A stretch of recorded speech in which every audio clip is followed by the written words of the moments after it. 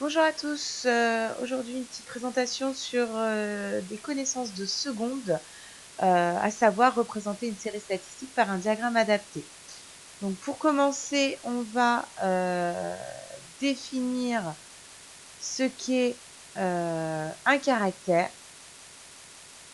Donc le caractère, ou autrement appelé variable statistique, c'est quoi? C'est la propriété sur laquelle porte l'étude statistique. En gros, sur quoi on va faire l'étude.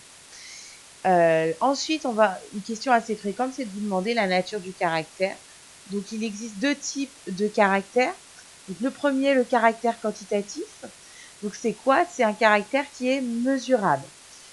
Dans ce caractère quantitatif, on peut le séparer en deux groupes. Les caractères quantitatifs continus, donc ce sont des valeurs qui sont mesurables et qui sont mis sous forme d'intervalle. Dès que vous voyez un intervalle, vous ne posez pas de questions, c'est que c'est du caractère quantitatif continu. Ensuite, il y a le caractère quantitatif discret, donc c'est toujours mesurable et c'est s'il peut prendre qu'un nombre déterminé de valeurs. C'est-à-dire que dès que vous avez des valeurs, c'est que ça va être quantitatif discret et que c'est pas mis dans un intervalle. Ensuite, le dernier, vous avez le caractère qualitatif. Là, c'est un caractère qui est non mesurable, donc généralement, il est qualifié par des mots. Donc, on va donner quelques exemples. Par exemple, si vous prenez la taille des élèves d'un lycée, c'est mesurable et ça peut prendre, on peut mettre ça sous forme d'intervalle. Donc là, si on met un intervalle de 1,40 m à 2 mètres, et bien là, ça va être quantitatif continu. Donc dès que vous voyez un intervalle, c'est-à-dire dès que c'est entre crochets, c'est que c'est quantitatif continu. Ensuite, si on étudie le nombre, si le caractère c'est le nombre d'enfants par famille, là le caractère est quantitatif discret, il va pouvoir prendre euh, des valeurs qui sont bien ponctuelles. Et en dernier lieu, on peut prendre comme exemple la couleur des yeux. Là, c'est bien, les seules réponses possibles, c'est marron, vert, noisette, etc. Et là, c'est bien qualitatif. Il n'y a pas, c'est pas mesurable. Ensuite, donc, on va voir les différents diagrammes. Vous savez bien, et ça on l'a vu l'année dernière, que en fonction du caractère et en fonction de sa nature, on va utiliser tel ou tel diagramme. Donc, je vous rappelle déjà le diagramme à bâton. C'est plutôt adapté pour des séries à caractère quantitatif discret ou qualitatif. C'est un peu moins fréquent. On va voir tout à l'heure celui qu'on va plutôt utiliser pour les caractères qualitatifs. Mais celui-ci conviendrait aussi également.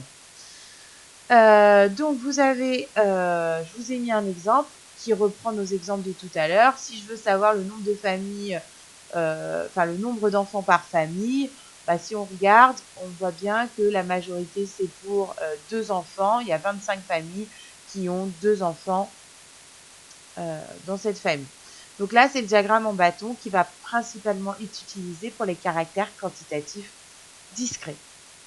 Ensuite, on a l'histogramme qui, lui, est plutôt adapté à des caractères quantitatifs continus. Donc, je vous rappelle, quand c'est sous forme d'intervalle. Donc, un histogramme est constitué de rectangles accolés dont les hauteurs sont proportionnelles aux effectifs ou aux fréquences. Si la largeur des colonnes sont égales, attention. Donc, je vous ai repris pareil, la taille en centimètres, en fonction des effectifs, on s'aperçoit que, par exemple, de 1,40 m à 1,50 m, on a 10 élèves qui se situent dans cette branche-là. D'accord? Ensuite, on passe au diagramme en secteur. Donc, celui-là, il est plutôt adapté pour les séries à caractère qualitatif. C'est pour ça, tout à l'heure, je vous ai dit, le diagramme en bâton peut aussi se faire pour le caractère qualitatif, mais on va préférentiellement choisir le diagramme en secteur. Donc, chaque modalité est représentée par un secteur dont l'aire est proportionnel à l'effectif ou à la fréquence. Donc, j'ai repris l'exemple de tout à l'heure, à savoir la couleur des yeux. Donc, si on regarde, j'ai 44% des élèves qui ont les yeux marrons, 4% qui ont les yeux noirs, 8% noisettes, etc., etc. Donc, à vous de bien vous rappeler, le diagramme le diagramme en barre, en bâton, il va préférentiellement être utilisé pour les caractères quantitatifs discrets. Les diagrammes, les histogrammes, eux, vont plutôt être utilisés pour les caractères quantitatifs continus et les diagrammes en secteur pour les caractères qualitatifs. Donc voilà, maintenant, Vous pouvez revisionner cette vidéo si vous en jugez, si vous pensez que c'est nécessaire.